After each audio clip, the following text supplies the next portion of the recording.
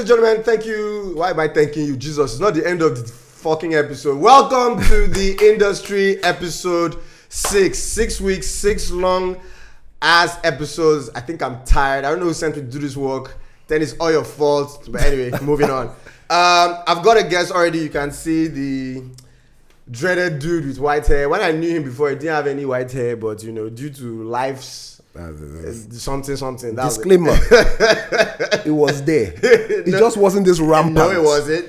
As I growing at 21, it just wasn't this rampant. Yeah. Everybody, ladies and gentlemen, this is Victor Sanchez Aghahowa. Right? Yeah. I need to have applause up in this. Victor, what's up, man? You push a button and then if you have one of those. I don't have it. We can't afford it. Thank you so much for coming, Victor. No problem. I'm good. I'm waiting for this episode sponsor because I've seen people. Okay. So today's show was not sponsored by anybody. This is why you called me for. That's look, sorry. Yo, conspiracy theory. Many of the episodes have been sponsored by me, but you know, it's school fees season, so believe that. I'm feeling you. As in 1 month like this, you just looking at your finances, you're like, what the? But you know the problem was where I moved in before I got married, right? Yeah. So school fee season and rent season for me same time is the same season. Big hole in your purse. It wasn't well timed, but I know it is what it is. I know. Okay, usually like what we do here is we kind of breeze through things that have happened during the week. First things first, whatever is going on in South Africa, I'm not going to say, the point is we need to try to love each other. You know, all this whole foreigners need to go. We kind of need each other. So I think you guys need to get your acts together. And for the people in Nigeria who are trying to attack South African businesses, please note that you are attacking your Nigerian, in quotes, Nigerians work there basically. And your cousins that work there. Exactly. So, but what are your thoughts about that? But basically the same thing you said. But it's just there's a lot of institutionalized anger in both countries. Yeah. So people are feeling put upon. People are feeling stepped on. Yeah. So it's just the easiest, nearest targets. Blame him, and then then it pops off. It's crazy. We've been looking at some images and things that have happened. I was actually when they were looting Circle Mall. Yeah. I was actually in traffic. For real. I was in live, man. But we took the just backyard. Just cut out. Yes, that's it. Because if not, they would have made us a prime example of, I don't know. Anyway, moving on. Hobbs and Shaw, $700 million in the box office internationally.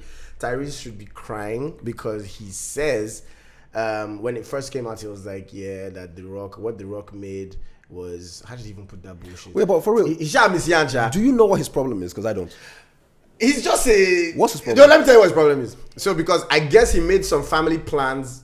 Because they were supposed to shoot. And I know, I get the backstory. They were supposed to shoot it like last year or something like that. But they moved it because of Hobbs and Shaw. So it just got moved. What's he mad at? I don't know. When you take money out of a man's pocket, I can't figure out what he's mad at. Because it can't be that much money. He doesn't do that much. I don't know. But anyway, it must be something we don't know. It was quite sad. But the funny thing is that a lot of people didn't like Hobbs and Shaw. I think it was an okay action. I liked it. You liked it? I'm not even playing. I liked it. It's what was on the tin.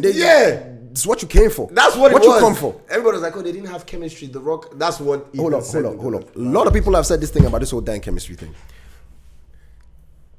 Get over it. It's called sequelitis. You're gonna have a sequel. Yeah. Then you're gonna be like, their chemistry was so much better now. Guess what? You paid twice. Somewhere around the 4th film, will you love their chemistry then? See, their chemistry and their account manager's chemistry. You understand? That's it. It's in sync. It's in sync. It is I don't really care about chemistry. As long as I care about really like cool action sequences, bikes going on that trailer. I think Vanessa Kirby her name was Vanessa. What's her name? Vanessa Kirby here? Who's that? Am I right? Is that Vanessa Kirby or is that who? The chick? The sister, yeah. The sister. I don't even know her name. She was the film for me. She was fire. Like literally, if I was like, if I'm making an action movie, I'm casting you. She was fire. Yeah, I liked it. She was fire. Anyway. Yeah, like Black Superman. Black Superman. Third thing I want to talk about is Waja's concert. I don't know if you saw stuff about it on. I live in the cave, you know. That's it. But I heard about it. Yeah. I met Waja. She's cool. She's cool as hell. I just don't do outings and People are concerts and events. You grew up in the same. Yeah. It was that good. Connect. Yeah, it was good. And the reason why I'm talking about it is because it had like TV type. I mean, the videos will come out in a couple of days. I don't know if you talking like the production value or not. Yeah, oh, cool. Was beautiful. The stage. That's fire. I'd love to see that. It was awesome. I would love to see that. Yeah. I was streaming AEW. AEW. Do you know AEW. the minute I realized that wrestling was fake, it broke my heart. Yeah, that's how most people felt. Tell that to my father. No, but actually, my father still doesn't agree. No, but actually, they've even come out. It's now. It's not. But they're not hiding it anymore. It's not a secret. It's not a secret. It's I watch wrestling because you know me. I'm a story guy. Yeah. And I think and this is my personal conviction. It's the closest thing to video games in terms of how much media you can use in one place. Yeah. Because it's a live. Think about it. Like an episode of SmackDown is a live event. That's a TV event. That's a stunt show. That's scripted programming while using real life. Yeah. It's the most mass media in one place. Is Stone Cold still lost? Nah. He's had too many surgeries on his spine, man. And the guys I used to remember was Kevin Hayes. For real? As in, sorry. Okay. I mean, yeah, you sound like you were one of those casual fans. No, like Kevin Hayes, you were the casual fans. Undertaker and go and you know all these other. The Undertaker's retirement. Well, we're gonna call it his retirement. He's still doing 1 or 2 special appearances. We call it his retirement. I think that was WrestleMania 2 years ago. Okay. It was emotional. Right. I don't know. Anyway, moving on to the reason why we're here. Victor, again, thank you so much for coming. I'm going to read Victor's bio. And why? There are a couple of things I want to ask you. There's one question I want to ask you, and you have to give it to us. Like, tell us the truth, because I think a lot of people trivialize these things. Oh, I'm a producer, I'm a director. What's your experience? I've had experience. I'll get there. Don't worry. Victor Sanchez Aghahowa is a screenwriter, director, and a producer for film, but mostly for television and the internet. In the internet, working in Lagos, Nigeria. He has worked in the field for over 15 years, 7 on major network shows, and rose through the ranks. Writer MTV Sugar, writer director on African's Magic, Tinsel, Hotel Majestic, and then he became a showrunner for Hush, executive producer Jimmy G, Diary, Flat 3B, Man of Her Dreams, and Backseat. Fun fact: I used to be an actor on Tinsel, and Sanchez had directed me a couple of times. Yeah, people kept saying we looked alike. But how? Like somebody just told me, it's like, you remind me of Sanchez. I'm Why is it that every time they see a skinny guy with charisma, y'all don't know how to act? Whatever, man. So now we're together. Look at the white shorts. Do we look alike? I don't know. No, we do not. Yeah. Anyway, he's the CEO of a content creation and production company called Tatafo HQ. I've always loved that name. Let me just tell you now. Well, thank you. I love that name. Which hosts training sessions called Baking Bread for screenwriters and budding showrunners, while also powering the YouTube channel Booker Fed Geeks, which aims to release over 100 episodes of content in 2019 alone. He has directed over 200. We had lofty dreams. He has directed over 200 hours of primetime television. This is the part where I need to ask. Well, actually, that's not accurate. It's about 400 hours. It's because I want to know exactly how much. Because I've told people I just put that thing on my bio. Okay, exactly how much? Okay, let me be brutally honest. Exactly how much? 530 something hours of primetime TV. Yeah, it's not a small boy. It's not a small boy. Let me just tell you. Primetime TV, 8 o'clock to 8:30, or 8 o'clock between 8 o'clock and 9 o'clock. Anyways, all right. So your money needs to go up. Yeah. That's it. So he's 200 hours of primetime television, written over 200 hours of the same, and created and run 10 shows in the last 5 years. I'll repeat that again. 10 shows in the last 5 years. Voila. Legre. Again, people undervalue our experiences, and it's crazy. Well, I think what I had to learn recently was, because I'm one of those idiots that doesn't do it for the money. Yeah. I was undervaluing it myself. Like, I just thought, because I'm not good at anything else. I don't do anything else. So I was just like, this is what we do. It's just daily living. But it starts to accumulate. When you say you're not good at anything else, I disagree. Victor Sanchez used to be a rapper. No, I'm still better than half your rappers. But here's the thing. I'm sorry, what? Oh! I have to add that shots fired. Pa! What happened? Yeah. But I ain't lying. I know. It's not bragging if you can back it up. But here's what it is. It's simply this. I gave up. Let me rephrase that last sentence. Then. Yeah, it's good that you called me out on that one. I gave up everything else for this. Yeah. Let me rephrase it that way. I gave up everything else for this. So it was just like, it just felt like I put blinkers on and dropped everything else. Yeah. So what has happened is you're just doing, then you wake up one day and you're like, oh wow, I've done. I wasn't counting the episodes like for a swag thing. I had to do it to fill some form for some international application. They're like, how many hours have you shot? That's when I started counting. Yeah. Nowadays, I've started telling myself, I'm going to put it in my bio. Yeah. Like, even the budget. By the time I put it together, someone I'm talking to somebody, don't talk to me, I'm mad. Anyway, moving on. Okay, so he's renowned for his love for storytelling, which we all know. Nigeria sneakers. I've seen you on your Instagram. I'm a low grade sneakerhead. I'm a low grade sneakerhead. Doctor Who succession theory, which I had to Google this morning, and it kind of reminded me of what I saw in Godzilla. I don't know if it's the same thing, but you explain that later. And pounded yam. Oh yeah. What's your favorite soup? Egusi. Yeah. Okay, cool. So we kind of. Oh, we were in the same. Okay, so first question. Where did this all start from? Where did the love for storytelling start from? What were your earliest influences? I don't know. There are maybe 25 answers to this question. No, I'm gonna be real. It started like multiple places because I suck at math. I have this kind of. Me too, man. I kind of laugh about it and call it like math dyslexia. They say people. But here's the thing. I really like. I'm not even playing. I can't do long division. Like till now. Okay. I don't know what the square root is. No, I'm not even playing. Like I don't know what the square root is. I can't tell you my phone number if I'm not punching it into your phone. Really? But if it's has a naira, a dollar sign in front of it, I'm straight. I'm not even playing. It's not even a joke.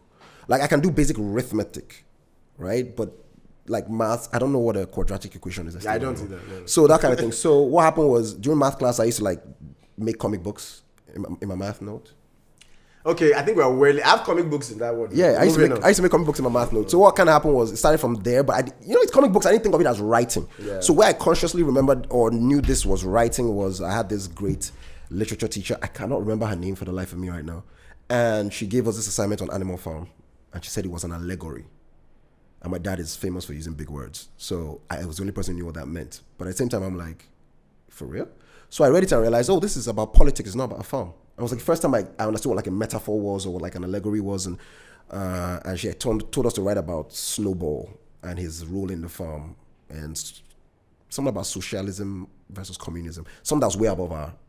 Nobody else did it in class. I submitted like 16 pages. Wow. And she was like, yeah, if you learn how to make your stuff concise, you'll be good at this. And that's my first time I consciously remember writing something for pleasure. Everything else was just like to get out of a boring class or to... It was just something I did. It wasn't like... But for the first time, I sat down, I'm like, I'm going to write something and it's going to be fire. That was the earliest. And then from there, it just became a thing. It's always been a thing. I started writing novels, then writing... I've always written. I don't remember an age where I wasn't writing. I've always written. So I can't even say this is where it began. Yeah. I can say where it became like a career. Yeah. Oh, where it became like a career? Okay. So I dropped out of school. Okay. Fun fact. So here's the thing. I've done this much television because I'm supremely underqualified to do anything else. I was in the University of Benin for a little bit. Dropped out of the course that I was in, which was pharmacy by way of microbiology, by way of medicine, it's a long story. And then I tried to get back in for English and literature because that's the closest I could find to a screenwriting class. And then, whoopsie, my Mortal Kombat reference for those of you old enough. Then all of a sudden, like, they said my WAEC result was invalid. Uh-huh. So technically, I don't have secondary school leaving papers. I don't have a university degree. So what happened was I realized, man, ain't nobody gonna hire me. So I spent 2 years reading, I think I read about 700 books in 2 years. What? About everything. Because I'm unemployable. Like, so shout out to my mom's because she's not very educated and she just wanted me to go to school and she used to give me money to go to the cyber cafe. I think she probably thought I was doing Yahoo. I remember nights I was in the cyber cafe. I was literally the only person not doing Yahoo. Wow. Because I was just there with the diskettes. 1.44 megabytes. And I'm acting like all this information. Can't even save a PDF right now. All like, this what the hell? Information. And I just go and take like entire pages off a web page, just download the entire page and save. I didn't have a computer at home. But I was just saving like in my brain, disk would disappear. So essentially, yeah, I self-taught a lot of stuff. I did a lot of free online classes when people didn't know what that was. This was around the time of Yahoo Messenger was a big thing. Yeah. And then I started writing the screenplay. So kind of around that time, and this is going to be funny, College Dropout drops, right? And at this point, I'm heavy into hip-hop. So Kanye West's College Dropout drops. And I don't know if you remember, the last track is a 16-minute long track where Kanye is just talking about how he got put on. And there's a section where he talks about like he was making like, I think it was 5 beats a day for 2 years, every day. And if anybody can take his spot, you earned it. Wow. And I'm like, all right, that's what I'm going to do. So I started breaking story, and I broke story 2 stories a day, every day for 3 years. So literally I was like, yeah. So I started writing, then when I started writing screenplays, I started writing 20 pages a day. That was about a year and a half. So it was like, just get your game up. Because like nobody's going to hire you because you're unhireable. You need to be good at this stuff. So I wrote a screenplay. It was a feature film called Letters to a Stranger. Friend of my sister knew Ruke Amata, Fred Amata's brother. We came to Lagos to sell it and did the rounds. Because I'm from Benin, I stayed in Benin till I was like 20 before I even stepped out for the first time. I was to come out and sort out Waeko. That's why I came here. But we got to Lagos and I have a few meetings with Ruke. And Ruke Amata is one of those mentors who told me one of the deepest things in my life, which was if one candle lights another, the first candle doesn't have to go out. Wow. And I'm like, all right. Because I was asking, why are you helping me? And he was like, listen, I'm gonna get some moves off of you, young blood, but I'm gonna teach you what I know, and that's what's gonna happen. You're gonna pass this down. So he introduced me to his brother Fred and all that. I didn't sell the script, but then I'm on the bus back to Benin. So when I came, I was literally putting finger at people's faces, man. You gonna hear about me? Then I came to Lagos, and like nothing, and I started going back, and I was on the bus back, and Ruke calls and says, "Yo, nobody wants to buy the script, but I'm thinking about this TV series." And there was a show called Bachelors. And I started writing it on the bus back. And fun fact, I didn't have a computer, so I wrote it by hand. Wow. And my handwriting sucks. So my younger sister... All of us that don't know book, handwriting... My younger sister like took it upon herself. I don't know. And rewrote the entire script, because her handwriting is much better than mine, in these like 12 hardback notes. And that's what I sold. He bought it, God bless him. Wow. He bought a handwritten show. And I was working some job at Ikeja Plaza where I used to take a bath outside, true story. I was living in the office. I say office, this place is bigger than it. But I was walking, I used to take a bath outside the Ikeja Plaza. Fun times. So every time I pass that building, I'm like, oh, how you doing? Yeah, I used to put on quite a show at 4 a.m. up here. But he just walked in the office one day, 2 years after I wrote the show. 2 years after. Because I gave it to him and he said, listen, I don't have the money for this now. But when I do, I'll find you. And I thought the script was gone. And he just walks into the office one day and just gives me checks. Most money I've ever seen in my life. And that was the last time I showed up to work there. I've been working in this business ever since. Fuck you! I'm not having a bad day, I'm like, you know? I'm done. Like, that was the last time I ever worked like a 9 to 5 in my life. But it was, yeah, that's kind of how I got in. After that, I sold Letters to a Stranger to Fred. Yeah. So it was kind of surreal because that was my first film script I sold. And then next 2 weeks I'm on set and my lead is Genevieve. And I'm just like, what is this life? But it's kind of like when I shot my first day on Hush. And I think one of the first things I shot was RMD and Olu Jacobs. Yeah. And I'm like, what is this life? True. I'm shooting Flat 3B and some young intern I have is looking at Anne Injamanzi and like, she looks vaguely familiar. I'm like, that's Domitilla. Know your history, people. But, you know, it is what it is. But yeah, that's kind of how it began. So how did you get into... Now, so my next... Even though it's not my next question, but I remember the first time I met you. Yeah. The first time I met you, friend was at Tinsel. Yeah, a mutual friend of ours. So somebody calls me. I wrote my first film. It sucked, by the way. And then someone says, "Oh yeah, I know this guy called Sanchez, like Victor Aghahowa." I was like, "Victor Aghahowa, is it the footballer?" I was like, "No." Because I was like, "Victor Aghahowa is directing the footballer TV now." is Julius. I need to clarify. No. For all of those, not for you, for the hundreds of thousands of people who have been calling me, are you Julius? Anyway, So I get into this room in corporate XYZ. I don't want to mention. Yeah. So and then he's sitting across the table. I'm like, what is this? What's he feeling like? And then the guy dissects. Apparently, he read the entire script and then he's giving us notes. And I'm like, fuck you, nigga. Like, whatever. Do you know what made me laugh? Like, let me tell you what I told her when you left. Yeah. I'm like, that guy didn't listen to half of what I said. He's not gonna do half of it, but nigga doesn't care. He's gonna get it done. So I was like, what's what I'm talking about? Whatever. Anyway, long short story, the movie was released. But before it was released, we had a chance to work. Yeah. And I remember I used to see you with your headphones, your, hoodie. Always headphones. Hands in pockets. I used to be like, always hoodies and headphones. Yeah. I'm like, yo, Yeah. That is a geek. Like, proud of it. How did you get into corporate? And this is what I call it. I call it corporate Nollywood because it is corporate Nollywood. How did you bag that deal? Yinkago. He mentored me for the longest. He was one of those people who, because I have about 7 people in my life who, for no reason, like literally for no reason I can think back on, decided, yeah, this annoying kid, let's give him a shot. Like, because I was a kid. Like, I've been in this game now, this is almost my 20th year. Yeah. I'm not 40. So I was a kid. You know what I mean? So like, I keep saying, if I meet my teenage self, I'll whoop his ass. But I was obnoxious in the beginning. But it was Nkagun. He literally walked me in. Wow. And that's kind of why I make it a badge of honor to walk people in. Because there's no other way to get into any writer's room in the world unless somebody walks you in. True. So yeah. All right. This is some deep shit. All right. My next question is, tell us about showrunning and what it entails and what it's like working for corporate Nollywood. I'm going to keep using that word. I'm going to say this. Just to clarify. Hello. Hi. Hello. For every producer who says this immortal phrase, I would have written me myself. It's just that I'm too busy. My name is Victor Sanchez Aghahowa. If somebody recommends me, don't call me. All right, cool. So here's the thing. It's about like showrunning is. A showrunner is essentially I'm going to use the dictionary definition here, executive producer who is in charge of all creative decisions on a TV show. Yeah. He or she basically fulfills the director role in television as it would be in feature film. Because in television, writer is king. I'm sorry, but that's what it is. Story is king. So the showrunner is essentially the executive producer. Dictionary definition, sometimes you're not an executive producer, you're just a producer who has the final creative say on everything. Then if you want to scale it upwards, then there's creative say on everything, budget, everything. Because I mean, the script determines the budget. If you write a plane crash in on page 1, you jack the budget through the roof, that kind of thing. So so that's the person who is creatively in charge, who decides what this person's hair is like.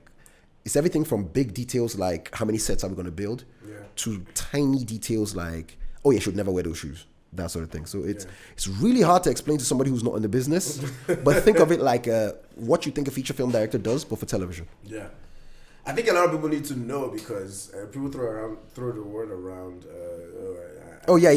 Lots of Twitter bios, eh? Yeah.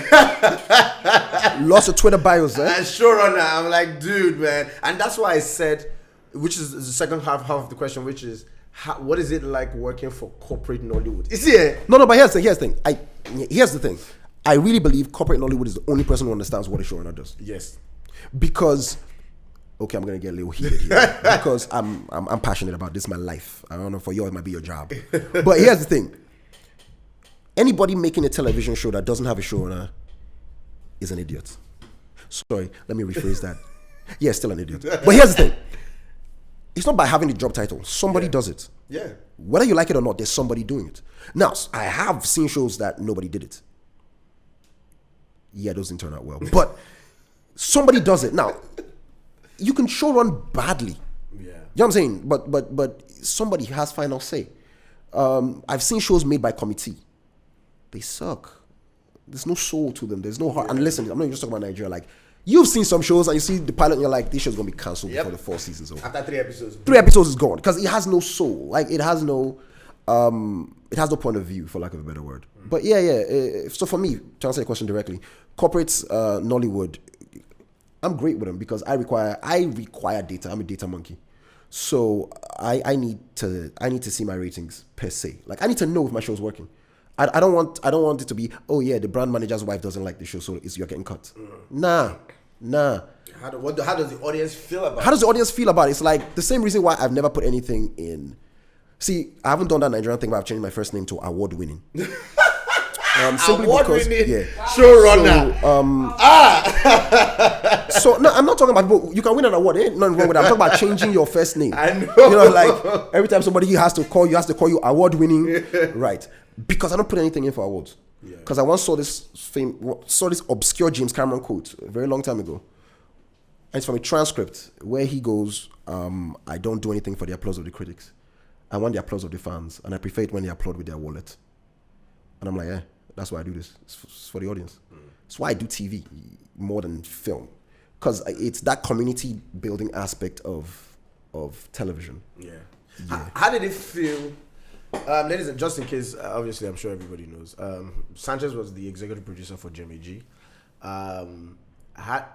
It was a success because I remember that time it would be trending on Twitter. Like people were literally talking about the show. They were in fact, it was a thing. Yeah. How did that make you feel, seeing exactly where you were coming from and then talking about this quote where you're saying, the fans approved? How did that make you feel? I'm gonna answer this by going roundabout with a weird story.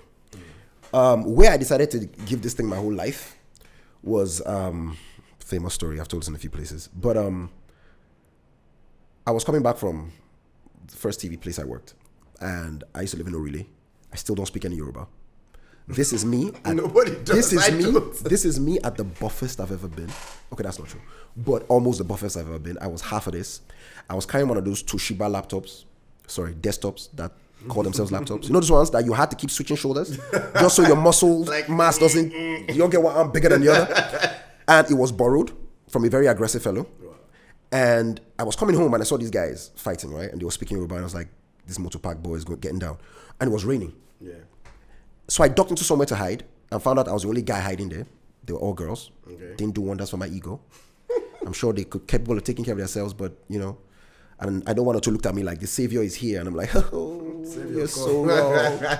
So I get in there and I'm like, man, if I ask, I was much younger and dumber. So it's like, if I ask what's happening now, it would make me look uncool. So I'm gonna just stand here like, post up against the wall.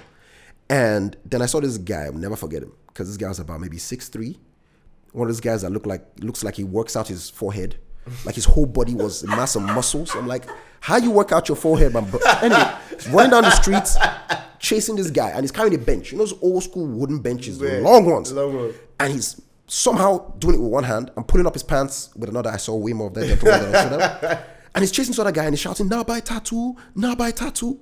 So I finally have to ask, like, what is going on?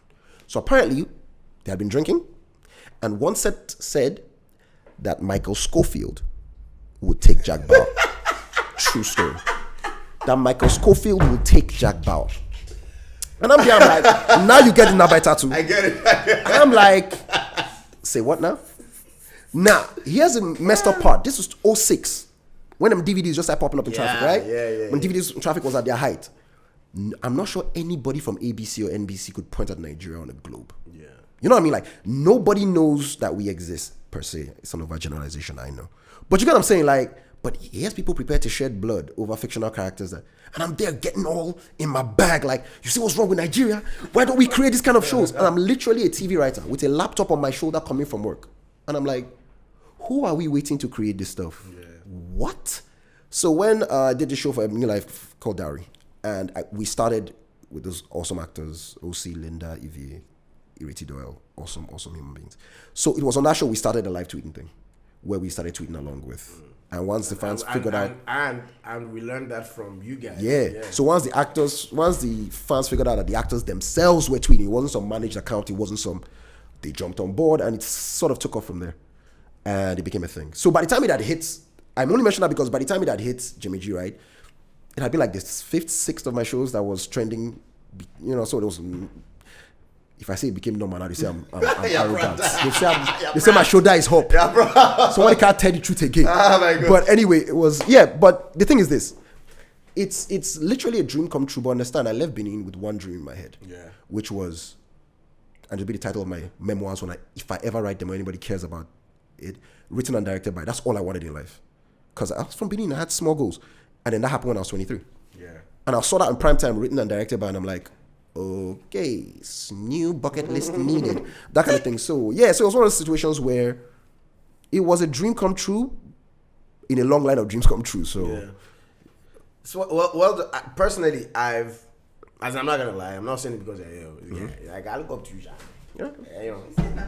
It's alright. I'll make you feel proud. It's alright. As long as when Christmas comes, once in a while you send an envelope to show your appreciation. Hey, my friend, we stop showing me counter. What's wrong with you? Sanchez is there. My God. Okay. Anyway, Yeah, the questions to get through. So here's the thing. Again, it's fun to be a showrunner. Everybody wants to be a showrunner. I want to produce. It causes ulcers. Yeah.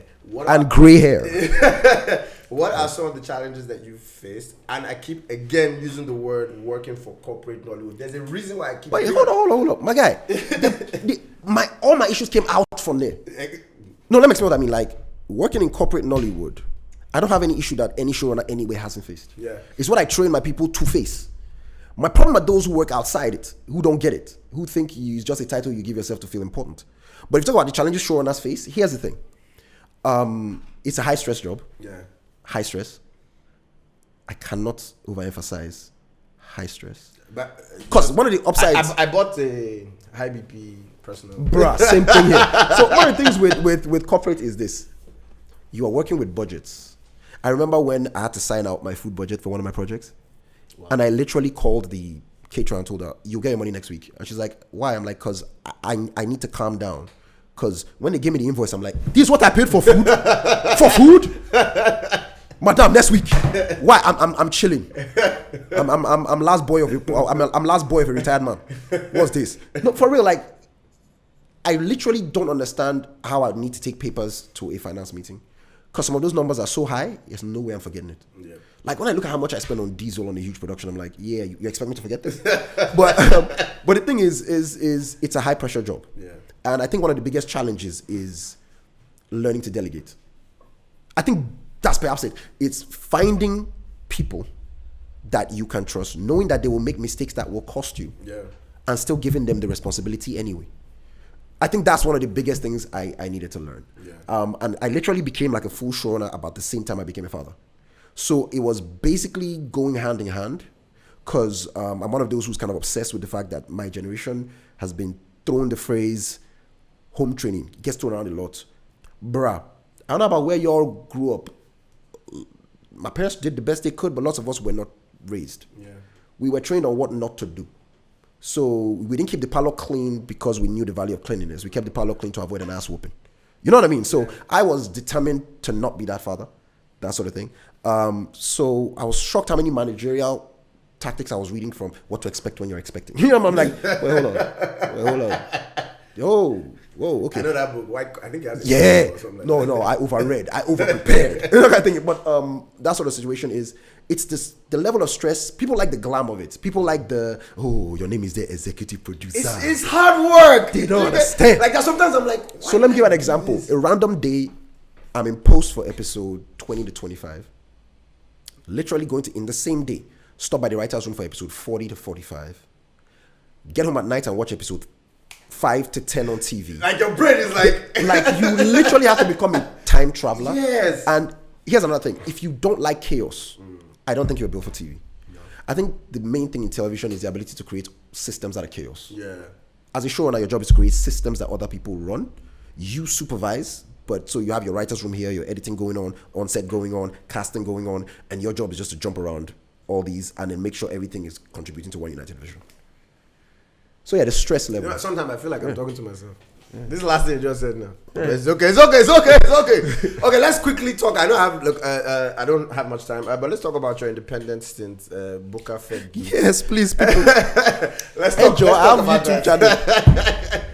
I'll put the link in on some of his videos or the channel itself down in the description, so you guys can follow Booker Fed Geeks. Yeah. But tell us about that. What made you move? I mean, you're still with corporate Nollywood. You're still with corporate Nollywood, but what made you branch out? All right, so here's the thing. One, I have 64 shows on my laptop that I think I may never get to make. 64. Wow. I think I've run 12, 13 shows in my life, but I still got 64 to go. And I've pitched a lot of these shows in different places and they never get picked up. So I was like, all right, fine, bet. I'm going to go make it for myself and put it on YouTube. But that was not the real reason. To be really honest, it's kind of a training camp. So for instance, one of our popular shows, Man of Our Dreams, almost everybody on that show, I purposely moved one level up. So like for a second or a first AC, got to be a DOP. Someone who had been a story editor got to be a head writer. Somebody who had always played like supporting got to be a lead. That sort of scenario where I wanted everybody to level up on my dime, kind of like a risk-free, I'm taking all the risk, but like a risk-free environment for people to level up. Because again, like we said earlier, a showrunner, you're only as good as your people.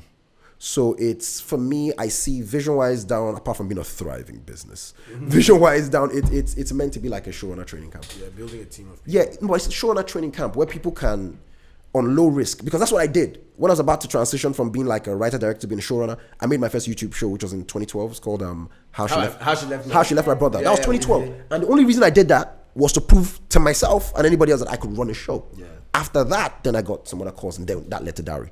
So it's that kind of situation where I'm going to do, like I said, people did for me, so I feel I'm honor bound to do for others. Yeah. So it's that's basically what it is a place to find different types of shows, different points of view. You might like this show, you might not like this show, but we can experiment and have fun. I love it, man. I love the fact that, and one of the biggest issues that we've had is, like I said to you earlier, even offline, nobody's willing to teach somebody else. People feel like if I give you all my knowledge and I become useless, which... Two favorite quotes. I told you the first one from Ruke, right? My second favorite quote of all time. The only way to get power is to give it away. Yeah. And it might sound new age, but think about it. The guy who's giving away power, people look and say, for that guy to be giving that away, he must have a lot left. It's like when somebody came to my dad and was really lit that he got a bank job, like a teller one. And my dad is like, how many people work in that bank? Why are you dropping about this salary? There's somebody who pays everybody and still gets enough to take a salary. Be that guy. So I think the main thing is I'm not one of those. I have a rule. I never complain. I never complain about anything, simply because I'm too old to complain. To be really honest, like, I'm too old. Nobody's going to pull out a cane and flog me now, unless I drive into cantonment and start doing it. But you get what I'm saying. Like, you get to a certain point in your life where you can make things happen. You can either complain or change things. Yeah.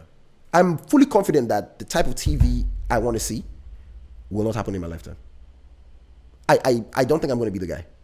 I'm going to be, if I do my job correctly, in a few years I'll be forgotten by the masses. They'll remember my shows. They'll remember me. The people who will remember me are the guys who are going to be doing shows then. Because if you ask them what inspired them, maybe one of my shows. And listen, when I say inspired, if you see one of my shows and you hate it, and you're like, this guy is overhyped, then you get mad. Then you make your own show. That's the inspired you.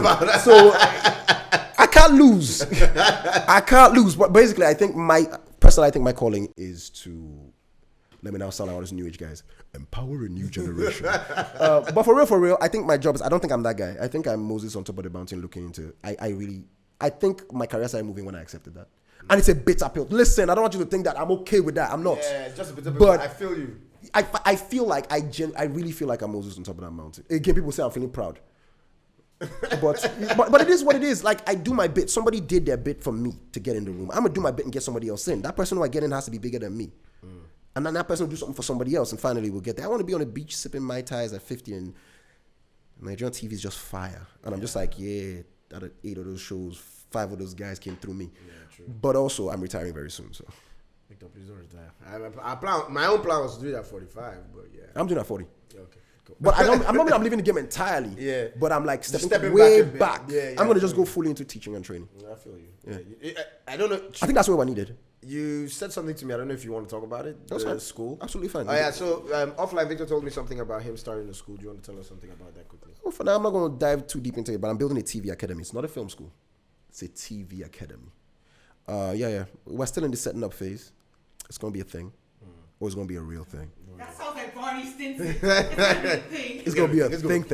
It's going to be a thing. Okay. Some people are going to be mad. I know a lot of people were like, oh my God, Sanchez is coming. I have a couple of questions. So yeah. My account number is GTBank 000. Yeah, whatever. What, Jay? I do have questions. I love answering what's your account number. I'm not like, Okay, you want, yeah, what? Say? like, if I have questions, I can ask. Hey. What's going on? Okay, Jay. Okay, so you talked about the YouTube thing. And Yeah. It was the exact same thing I'll start next year. Sweet. What we're working on. And you just brought up everything about being a showrunner and everything. And obviously, I'm going into this blind, except for the knowledge I get from him. Yeah. Start from. Wait, you have to speak out because I'm going to subtitle this shit if I don't hear you. This might be It's alright. It's all fine. I will use bedroom voice last time too. So actually. right. Okay, so I mean, I'm. The goal is not to just be a camera guy.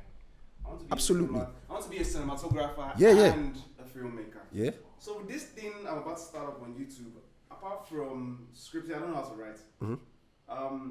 What would it take to start something, small? What would you need to be, or what would you need to have as a showrunner? Okay. Or what is a showrunner? Bruh, let me preach. Let me preach. You've asked one of those questions that causes me to preach. Let me preach. Here's the thing. A show creator is not a showrunner. Okay. Right? A showrunner is someone who can run the show. The fact that you created a show doesn't make you a showrunner. Right? You can become a showrunner out of necessity, granted. But my big thing with people is, if you're making a show, don't call yourself a showrunner until you can run all of it. If you're aiming to become a showrunner, that's awesome. So step one, why are you making the show? Oh yeah, don't make a show because you want to make a show. That's not a good enough reason. Why are you making it? I'm trying to get better at producing. I'm trying to get better at, do you get what I'm saying? Know why you're in this. Let me explain. What's your metric? When this is finished, how will I know I won? How will I know I got what I wanted? Right? Because I've seen people have shows in prime time and be miserable because they thought what they wanted was a show in prime time. But what they really wanted was to make their mommy proud. That was me, by the way. My mom slept through my first show. It was boring as hell to her. But do you get what I'm saying? Like, the question is, what are you doing this for? That will only fulfill you. 2, filmmaking is weird. If you write a book, take a pen, pad of paper, laptop, you can write a book. Fruity Loops, laptop, album. Filmmaking is the only thing you need a village. So the first thing is find your tribe. I don't advise anybody to do it alone. For a simple reason, it's not meant to be done alone. It's just not. There are things you need to learn, and you have strengths and weaknesses. You don't have time, as far as I'm concerned, to be buffering your weaknesses. Double down on your strengths. Find somebody to plug your weaknesses. Your strength is that person's weakness. It's a community thing. So here's the thing. Why are you doing it? How will you know you've won, right? Figure out which part of the value chain you provide. Writing, directing, producing, marketing. Find out which one you provide. Find people to fill in the rest. Do it. Because the big thing is a showrunner is a producer, right? And a producer is somebody who charms people out of their money and time at the least possible cost. I'm very socially awkward. Like, I'm very socially awkward. I don't know how to function in useful society. But I had to learn how to inspire people. Some people said I'm charismatic. Well, thank you. But here's what it really is. I kind of give off the air that I'm going to do it with or without you. So if you don't have natural charisma, here's the thing, and that's what he had when we first met, which is, if you are determined and you know why, and that comes from you knowing why you're going to do it. If you know why, what's that famous quote again? The world gets out of the way of a man who walks like he knows where he's going. If you literally are going to do it with or without anybody, people will join. Because they look at you like, that guy gonna blow one day. Yeah. Let me get in on the ground floor. That guy crazy. You know what I mean? Yeah. Just don't forget the people that, came in on the ground floor with you. Yeah. So we can talk more about this offline, but the most important thing is this. At the beginning, you're not a showrunner. You're a guy trying to make a show. Then you grow into becoming a showrunner. Yeah. Because a showrunner is somebody who can run a show. Even if they wake you from sleep and you've never been on this set and they're on episode 75, episode 120, and they drop you in, you should be able to be like, systems. You haven't created the systems yet. You don't have the systems yet. Right now, you're figuring out how to run the systems. You have to be in the system. Then you will slowly figure out how to create the systems out of thin air. Then you can do it in your sleep, bro. That's it. That's right. Oh, damn. Hey, drama queen. I thought you were raising hand. Nobody will ask me my account balance. Nobody will ask me my account balance. I say account balance, my account number, so they can send me money. Last week I was black. Yeah, sorry. Step into the lights. Hey, God, this question.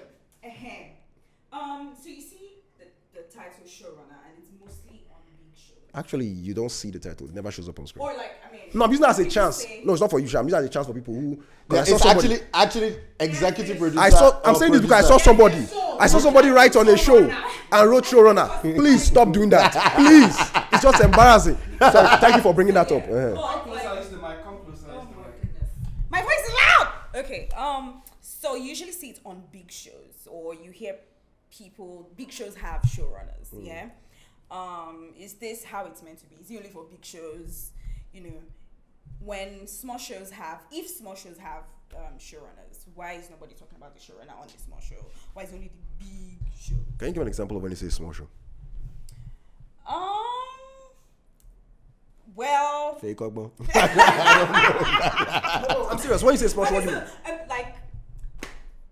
I don't want to call names, but So let's say a YouTube channel show. The something. TV guy in me is triggered. I'll have you know, because she's an actor. You know how they say that there are no small roles, only small actors. Yeah. There are no small shows. There are no small shows. Or like I'm sorry. shows with I gotta defend my people. budget. There are no small shows. Shows with And technically, every show has a showrunner. There's always one guy who does it. But they just don't know that that's what they are. Here's the thing: there's always one person who has a final say. Now, the person can suck at it. So here's what happens: there's some people who are power hungry and start making every decision. By default, they are the showrunner. They can suck at it. That's like I said earlier. You can be bad at it. They can suck at it, and then the show dies, and then or the show just doesn't have traction. But there's always somebody who has a final creative say. It's more organized, like you said, bigger shows because it's more organized, and it's usually people who have the experience and have figured it out. Like it's best to give somebody this mantle to do this. Most small shows like YouTube shows, they definitely. It's the middle show. I understand my small show. It's the middle shows that tend not to have because it tends to be done by committee. Because a bunch of people just making content because content is king and they want to make money. Because the big shows, they already have a business plan. They know where the show is going. Exactly. They have people standing by to dub it in Portuguese before you shot episode 1. And then the really small shows, by default, it's one person, like the question the gentleman asked. It's one person who gathered everybody else and said, I want to make a show. So by default, that person is the showrunner.